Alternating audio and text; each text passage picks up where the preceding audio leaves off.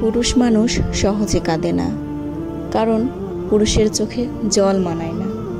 জন্মের পর তাদের মাথায় ঢুকিয়ে দেওয়া হয়, যত কষ্টই হোক তোমার চোখে জল আনা যাবে না।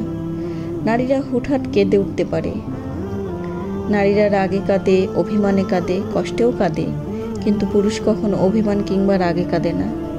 নারীর চোখের জলে ছলনা থাকলেও থাকতে পারে, কিন্তু একজন পুরুষের চোখের জলে কখনো কোনো ছলনা থাকে না। তবুও যদি কোনো পুরুষ কাঁদে, তবে বুঝতে হবে সে বড় কষ্টই পেয়েছে এবং সে আসলেই কাঁদছে। কারণ পুরুষ কান্নার অভিনয় করতে পারে না।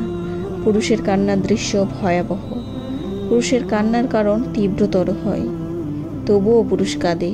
পুরুষ কাঁদে চার দেওয়ালের আড়ালে, পুরুষ কাঁদে ইন্টারভিউ বোর্ডে ব্যর্থ হয়ে সার্টিফিকেটের দিকে তাকিয়ে, পুরুষেরা কাঁদে বাবা মায়ের চাহিদা পূরণ করতে না পেরে, পুরুষেরা কাঁদে ভালোবাসার মানুষ হারালে।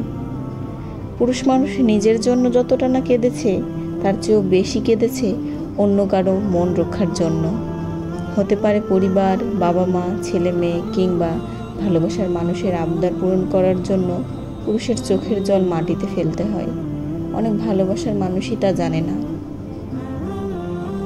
ইতিহাস বলে, যে নারী ইচ্ছাকৃতভাবে পুরুষের চোখের জলের কারণ হয়েছে, সেই নারী জীবনে খুব একটা বেশি সুখী হতে পারেনি।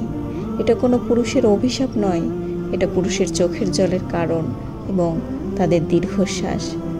নারীর জন্য যদি কোনো পুরুষকে কাঁদতে হয়, তাহলে সেটা হয় নারীর জন্য ভয়ঙ্কর।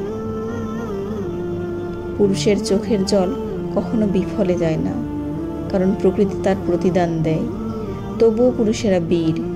দিন শেষে একটা পরিবার, বাবা মা কিংবা একটা নারীর কাছে বেঁচে থাকার শক্তি। পুরুষকে কাঁদিয়ে যে নারী জীবনে বড় হতে চেয়েছে, তারা সারা জীবন ধরে ভাঙতে ভাঙতে গেছে। কারণ একটি নারীর জীবনে স্রষ্টার পরেই একজন পুরুষের স্থান।